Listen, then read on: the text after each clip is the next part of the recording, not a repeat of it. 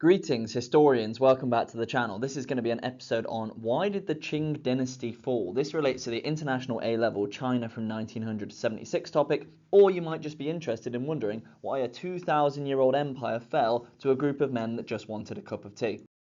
In terms of context, the Qing Dynasty has existed since 1644. China, in their view, was the absolute centre of the world. They even called themselves the Celestial Kingdom. Hundreds of millions of people are ruled by the Manchu Empire. If you look at the map here, the Manchus were the people from the northeast of China. They are the Qings, they're the people in charge of this whole nation, and they view themselves, and in a lot of ways they are, superior to the West. The Qing Emperor sends this amazing letter to King George III in the late 1700s, where he says, thanks for your gifts. He sent him a few gifts, a few teapots, etc. He said, thank you for the gifts, but as you can see, we have all things and have no desire to trade with you.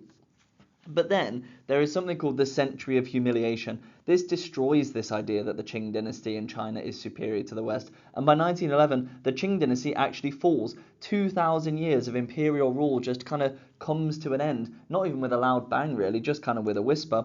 And how did this happen? Well, it actually comes down to three big reasons. One, foreign exploitation. Two, internal issues. And three, the Qing dynasty's unwillingness or inability to reform.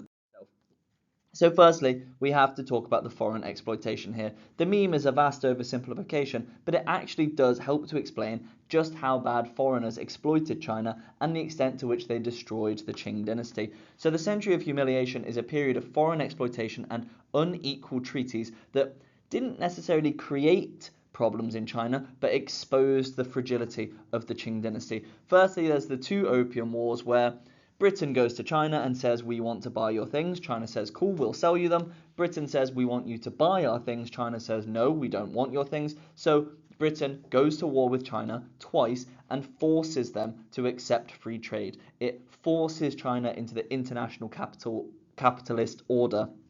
And the main thing with the Opium Wars is China's military backwardness is exposed to the world. People used to be afraid of China. They thought that China was the most powerful country in the world, but Britain turns up with, cannons, with guns, and China is throwing monkeys with bombs onto the boats. China believes it is powerful, but it really, really isn't, and the Opium Wars prove this. After the Opium War, there is a series of unequal treaties. Best example, or the worst example, depending on who you ask. If you ask Xi Jinping, this is definitely the worst example, is the Treaty of Nanjing.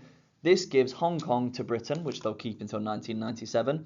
5 ports are opened. There used to just be 1 port in China. Now there's 5. Missionaries, people who were there to spread religion and Western ideas, have free movement all throughout China.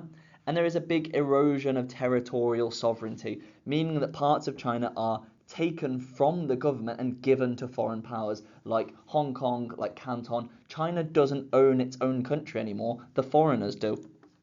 And then, to make matters even worse, there is the Sino-Japanese War, where Japan, which has been rapidly modernizing, more on that later, Japan smells the weakness shown by the Opium Wars and it goes to war with China, and it wins Korea and it wins Taiwan, 2 of the tributary states of the Qing Empire. What this does, foreigners shatter the illusion that Qing China was a global player, created resentment towards foreigners and the Qing rulers that destabilized the regime. So when we're trying to understand why the Qing dynasty collapses in 1911, you have to think about the ways that foreigners exploited the country. However, there were also internal issues. Now, you could argue that the foreigners didn't create all of the issues, they shone a light on them. Wow, that is deep. Thank you, Mr. Tully. So this is one of the funniest, craziest things, I think, in the history of history. There is something called the Taiping Rebellion, or the Rebellion of the Heavenly Kingdom. Basically, a guy takes the exam, the Confucius exam, to become part of the civil service in China. He fails the exam. Then he has a dream that he's actually the long-lost son of God. And then he kind of starts this doomsday cult, really, which results in him creating his own nation, the Taiping Heavenly Kingdom, which goes to war with the Qing dynasty. And in this war, 20 to 30 million people are killed, all because a guy fails an exam and has a dream that he's God's long-lost son. This is more men die in the Taiping Rebellion than in World War I. Just get your head around that for a second. Then there is something called the Boxer Rebellion, which kind of can't be separated from the Opium Wars. The Boxers, they're an anti-foreigner movement. They're called Boxers because they practice Chinese martial arts, which are called Chinese boxing in the West at the time. They assassinate a foreign ambassador who's living in China. They then start a big movement to get the foreigners out, to end the unequal treaties.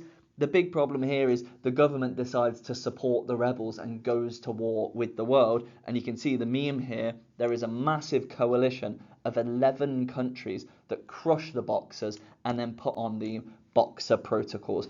Now, the question you probably got is, why have 11 countries got involved in a random Chinese rebellion? And it's because they've seen that China is weak. They've seen that Britain trounced them, they've seen that Japan trounced them, and all of these countries, Austria-Hungary, Japan, Italy, France even America, they all want a little bit of China. They want a piece of this great Qing dynasty. So the Boxer Protocols, what this means is that the Qing dynasty, even though it wasn't their rebellion, they just supported it, has to pay back 450 million taels of silver in reparations, and they have interest on this for 39 years.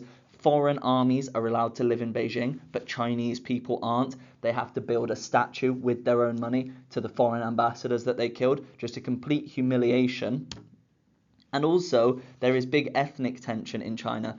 China is, and Chinese people are not just one thing. There's lots of ethnicities in China. The Qings are Manchus, meaning they're from the northeastern Manchuria part of China, and they're governing a Han Chinese majority.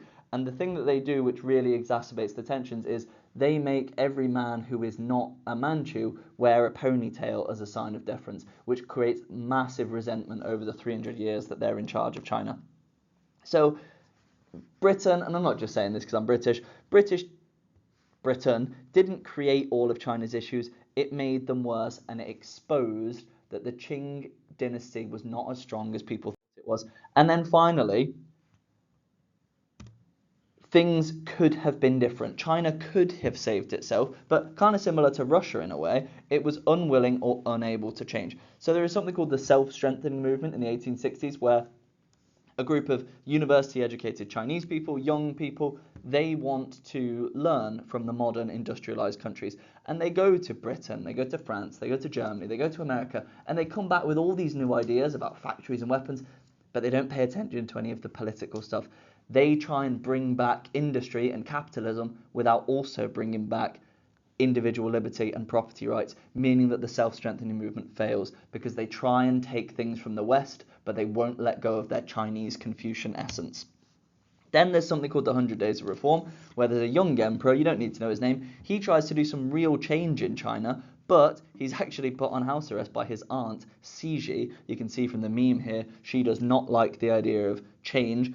This was a real opportunity at the start of the 19th century for China to really change itself, but the aristocracy and the elites in the country do not want the country to change because they're having a good time. And then, after the Boxer Protocols, there is actually 10 years of pretty good reform in the Qing dynasty. It's called the Late Qing Reforms, where they scrap the exams to get into the government because these exams obviously privilege the people that can read and don't have to work. They also promise a constitution, a brand new Western idea. China's never had a constitution.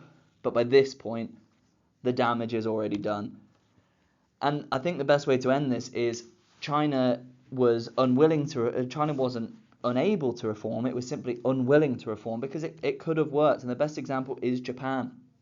During Japan's Meiji Restoration, which ended the Tokugawa shogunate and put the emperor back in charge, they do the same thing as China, where they send foreign missions to Britain, France, Germany, America, but they actually take the right lessons back. They come back to Japan, they completely transform Japanese society, and the best example of how effectively they modernized is they actually beat Russia in the Russo-Japanese War, which, if you've watched my other videos, you know how significant that is. So why does the Qing dynasty collapse in 1911? Well, it comes down to the three main things, which are foreigners exploited China and exacerbated the issues.